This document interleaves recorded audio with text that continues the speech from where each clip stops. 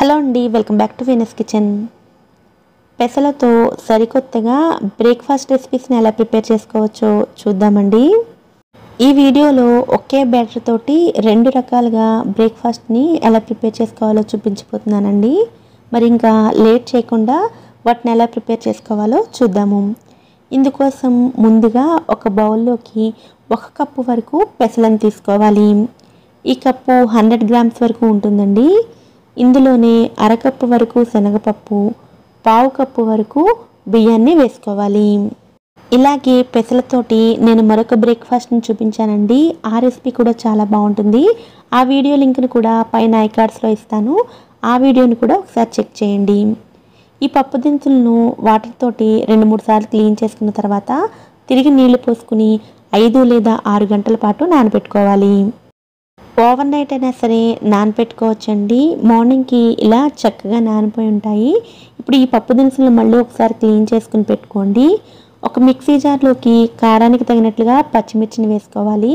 నేను 2 పచ్చిమిర్చి వేసానండి. అలాగే 1/2 ఇంచు అల్లం ముక్క, 3-4 వెల్లుల్లి రెబ్బలు, నానబెట్టుకున్న పెసలను కూడా వేసుకోండి. పప్పు దినుసులన్నింటినీ ఒకేసారి వేయకుండా కొద్ది కొద్దిగా వేసుకుని గ్రైండ్ చేసుకోవాలి. ఇందులోనే 1/2 టీ స్పూన్ జీలకర్ర కూడా వేసుకుని కొద్దిగా వాటర్ని వేసుకుని మెత్తని పేస్ట్లా కాకుండా కొంచెం బరకగా గ్రైండ్ చేసుకోవాలి. ఇలాగే మిగిలిన పప్పులను కూడా బరకగా గ్రైండ్ చేసుకుని ఒక బౌల్లోకి వేసుకోవాలి. ఇప్పుడు ఇందులోకి సన్నగా తరిగిన ఒక చిన్న ఉల్లిపాయ ముక్కలు, సన్నగా తరిగిన కరివేపాకు, అలాగే గుప్పెడు కొత్తిమీరను కూడా వేసుకుని రుచికి సరిపడ ఉప్పును వేసుకుని మొత్తం అంతా కూడా బాగా కలుపుకోవాలి. పిండిని కొంచెం గట్టిగానే గ్రైండ్ చేసుకోవాలి. ఇలా గ్రైండ్ చేసుకునేటప్పుడు పొరపాటున పిండి కానీ పలచగా అయినట్లయితే కొద్దిగా బియ్యం పిండిని వేసుకుని కూడా కలుపుకోవచ్చు. ఇలా ప్రిపేర్ చేసుకుని పిండిని ఇలా వడల్లా ప్రిపేర్ చేసుకోవాలి. ఇప్పుడు స్టవ్ మీద ప్యాన్ని పెట్టుకుని 2 స్పూన్ల ఆయిల్ని వేసుకుని ఈ ఆయిల్ని ప్యాన్ అంతా కూడా స్ప్రెడ్ చేసుకోవాలి. తర్వాత ప్రిపేర్ చేసుకున్న పిండిని ఇలా వడల్లా చేసుకుని వేసుకోవాలి. వీలైనంత పల్చగా వేసుకోవాలండి. అప్పుడే వడలు క్రిస్పీగా వస్తాయి. అలాగే లోపల కూడా చక్కగా ఉడుకుతాయి.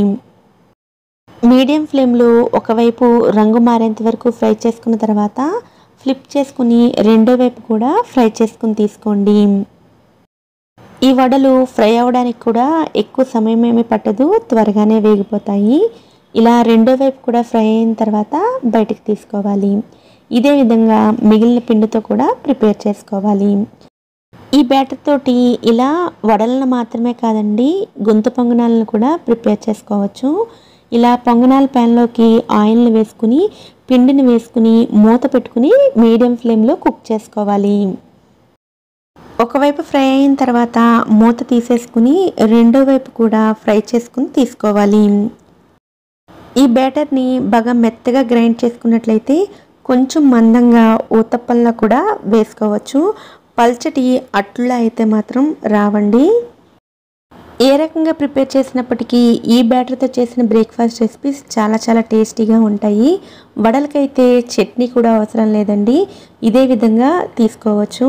గుంత పొంగనాలను అయితే చట్నీతో సర్వ్ చేసుకుంటేనే చాలా చాలా రుచిగా ఉంటాయి. ఈసారి పెసలతోటి ఎప్పుడూ చేసుకునే బ్రేక్ఫాస్ట్లు కాకుండా ఇలా సరికొత్తగా ట్రై చేయండి. ఈ వీడియో కనుక మీకు నచ్చినట్లయితే లైక్ చేసి ఛానల్ని కూడా సబ్స్క్రైబ్ చేసుకోండి. నోటిఫికేషన్స్ మిస్ అవ్వకుండా ఉండడం కోసం పక్కనే ఉండే బెల్ ఐకాన్ని కూడా యాక్టివేట్ చేసుకోండి. Thanks for watching.